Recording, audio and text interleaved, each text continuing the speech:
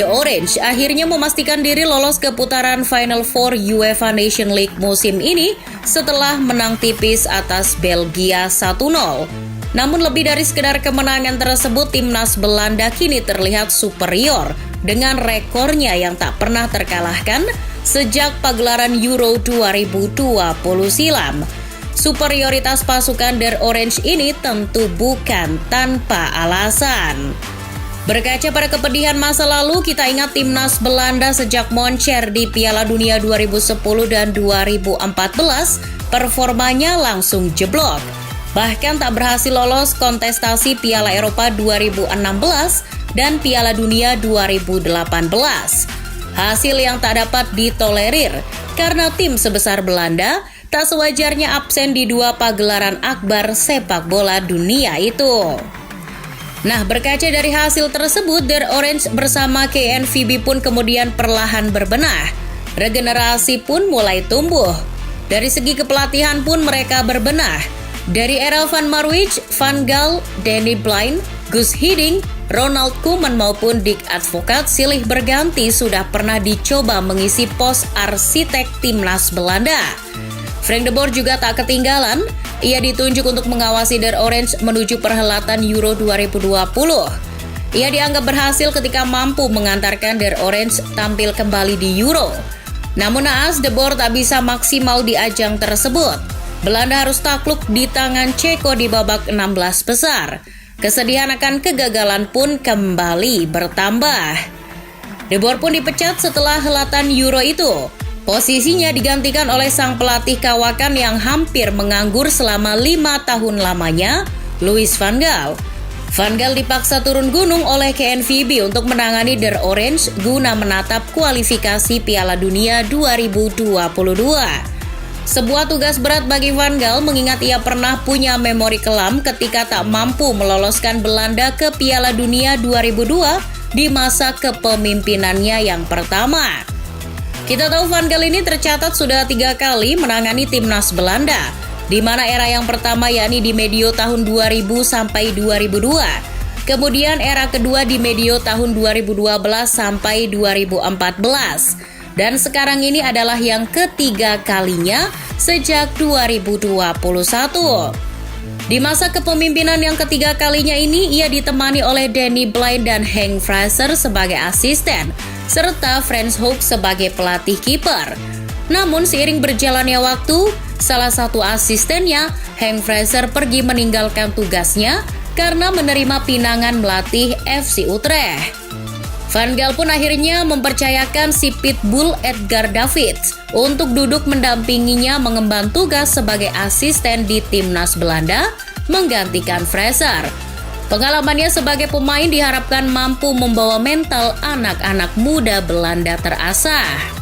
Selain Van Gaal yang turun gunung, tentu faktor peran pemain tak dapat dihilangkan begitu saja. Para pemain yang sebagian besar tak mempunyai nama besar, tak diduga mampu kompak menjalankan tugas sesuai perannya. Kita tahu materi pemain di timnas Belanda sekarang yang bisa dikategorikan sebagai bintang mungkin hanya Van Dijk, De Ligt, Frenkie de Jong maupun Depay. Selebihnya dapat dikatakan pemain-pemain kelas 2 ataupun kumpulan para pemain muda. Sebut saja Timber, Dumfries, Teun Koopmeiners, De Roon, Berghuis maupun Gakpo. Di timnas Belanda ada pula pemain yang dulu dicap gagal oleh klub-klub Inggris. Sebut saja seperti Vincent Janssen, Davy Klaassen sampai Steven Bergwijn. Entah kenapa di timnas sekarang mereka mampu tampil gacor.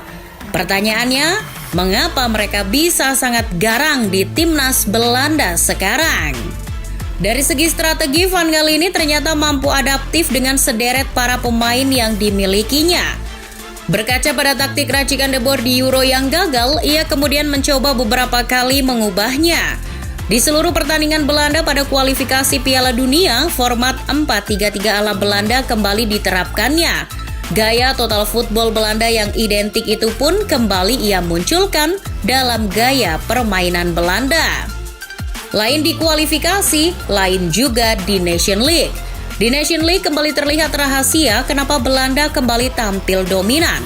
Perubahan taktik kembali diperagakan oleh Van Gaal. Setelah menggunakan format 4-3-3 selama kualifikasi Piala Dunia, ia kini di Nation League menggunakan pola 3 bek dengan varian 3-4-1-2 atau 3-5-2. Van Gaal tahu kapan pemainnya mampu bermain dengan sistem 3 bek, seperti apa yang pernah ia terapkan di Piala Dunia 2014 silam. Waktu itu, ia dicibir karena menanggalkan gaya bermain total football dan malah menggunakan permainan pragmatis dengan 3 bek. Namun dengan taktiknya itu, ia berhasil menjawabnya dengan menempatkan Belanda di podium ketiga Piala Dunia Brazil 2014. Kini ia pun kembali bisa adaptif. Ia kembali bernostalgia dengan taktik 3 beknya. Meskipun taktik tersebut menuai kritikan dari pemainnya sendiri seperti Van Dijk. Akan tetapi wajar saja apa yang dilakukan Van Gaal ketika melihat beberapa lawan Belanda di Nation League memang cenderung merata kualitasnya. Sebut saja Polandia, Belgia, maupun Wales. Sehingga pola 3 bek tersebut dibutuhkan guna keseimbangan tim dalam bertahan dan menyerang.